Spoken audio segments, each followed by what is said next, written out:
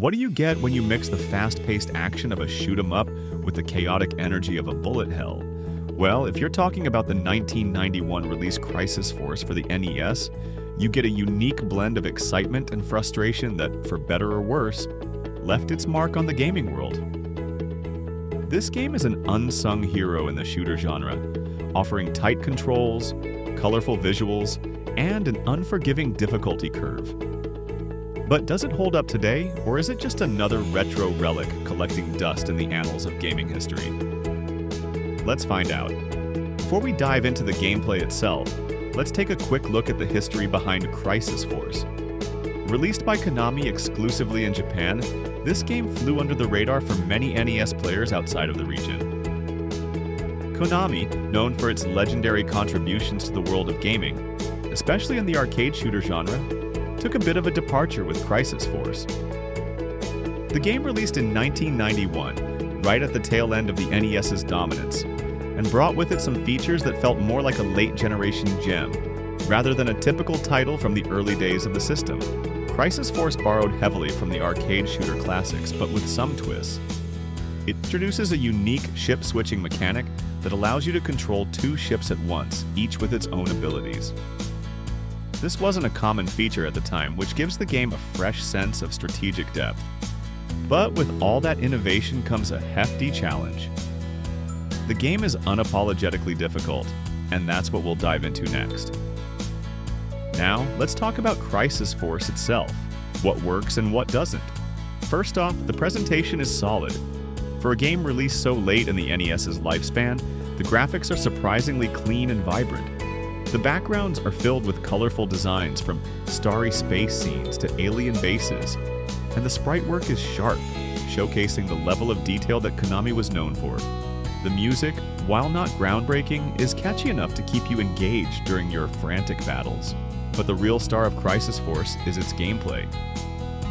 The dual ship mechanic is an interesting twist. You control two ships at once. One can fire forward while the other covers your rear, and you can switch between them at will. It's a mechanic that adds a layer of strategy to the game. At times, you'll need to carefully position both ships, managing the forward and backward attacks.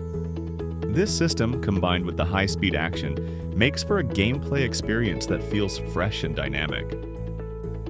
The power-ups are plentiful, with different weapons and abilities, including shields and missiles, adding variety to your arsenal.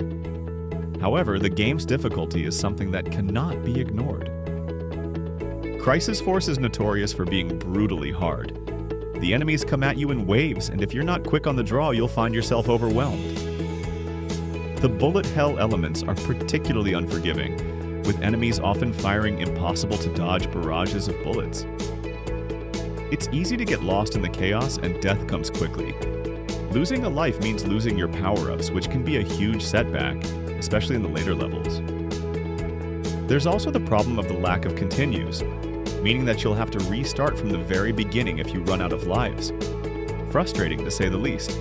Now, while the difficulty might make it seem like Crisis Force is a punishing experience, it does have its rewards. The game offers a sense of satisfaction when you manage to navigate through those chaotic sections and take down some of the tougher enemies. The bosses are varied, each with unique attack patterns that demand a little bit of strategy and quick reflexes. But let's be real here. The game could have been a little more forgiving in the difficulty department. Having to start all over after losing all your lives doesn't feel very rewarding.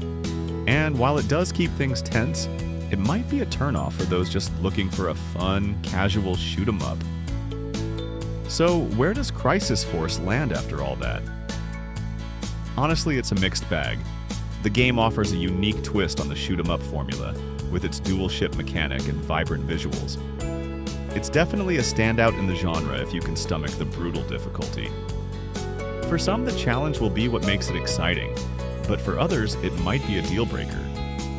The lack of continues and constant barrage of enemies can make the game feel like more of a test of patience than a fun romp through space.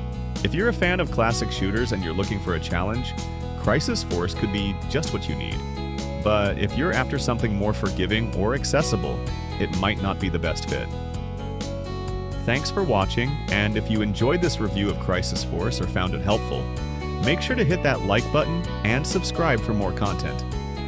I've got plenty more retro reviews coming your way, so don't miss out. Drop a comment down below with your thoughts on Crisis Force. Did you love the challenge, or was it just too much to handle? And hey, if you want to see more hidden gems from the world of retro gaming, check out my other reviews. Until next time, keep playing, and I'll see you in the next video.